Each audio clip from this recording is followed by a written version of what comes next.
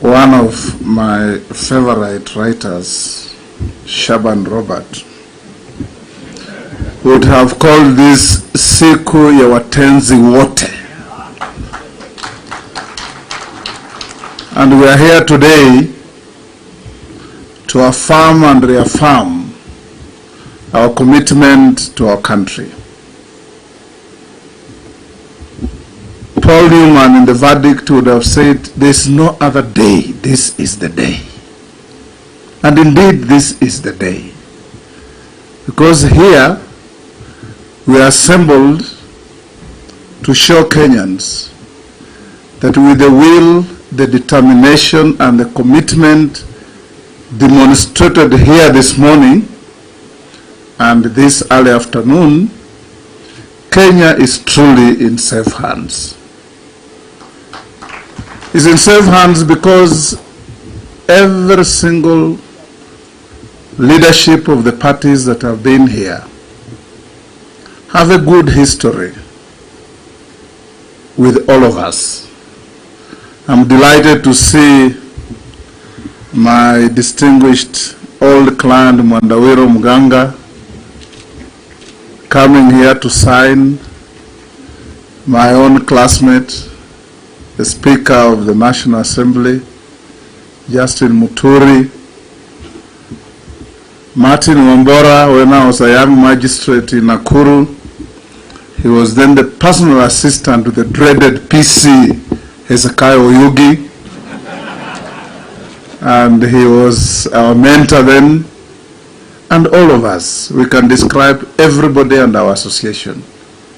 But the most important thing is we have come together because if you ask each of our parties here, we want food on the table of Kenyans, we want to get rid of the fuel queues, we want the farmers to afford fertilizer and seeds, we want farmers to have a market for their produce, we want to take away stress from our teachers, our parents, and our pupils in schools. We want to reduce our public debt. We want to remove impunity from our leadership. We want Kenya where everybody lives with dignity and everybody demands and gets respect. That is the Kenya we are creating here today. Our competitors will fall in the realm of what senior lawyers can tell you here. There are certain people, after shaking hands with them, you have to check whether you have all your fingers on your hands. Because they have a serious trust deficit. And if your signature means nothing, what then will be the value of your word? Absolutely nothing. We've gone through this hog with many of them. And we know them, we can identify them even from the back as we walk forward. But today, I want to urge all of us, in the words of John F. Kennedy, ask not what Kenya Kwanza will do for you. Ask what you will do for Kenya Kwanza to make Kenya a great country. Because Kenya is a great country, constantly punching below its weight because of a deficit of leadership. And never again should we allow ne'er-do-wells to take the realm of leadership in this country and convince themselves repeatedly but falsely that this country belongs to them. Because this country belongs to the people of Kenya. And it's the people of Kenya who will decide on 9th of August the leadership, and that leadership is right here with us.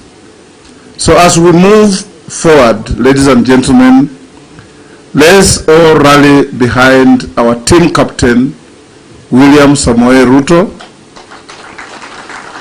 and demonstrate that he is truly going to be but the first among equals, not the lord over others, because that's what we have seen in this country. We want Kenya to take its prideful place in the community of nations, starting from our neighborhood, our firm commitment to the integration of East Africa. Kenyans desire it to be. Not the falsehoods of Canaan, nor the falsehoods of all manner of statements that mean very little. Above all, this is not a team assembled by people who want to secure and buttress their past mistakes. This is a commitment, a coalition of the willing, all brought together because we can see where we are going, we can see our destination, and above all, we have all the Kenyans not behind us, but walking side by side with all of us. Let me finish by thanking the courage taken by all of us here, particularly my brother Muturi.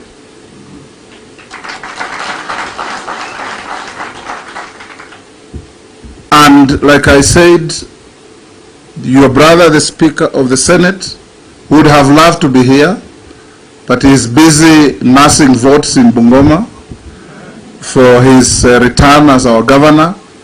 He sends his regards to all of us, and it shows that today the entire legislature is in Kenya Kwanza.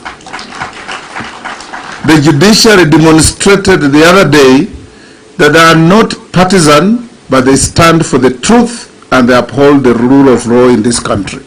So what is left? A hollow shell on the side of the executive that will not hold anything, whatever you try to do. Allow me now to invite my brother Justin Muturi, who's one of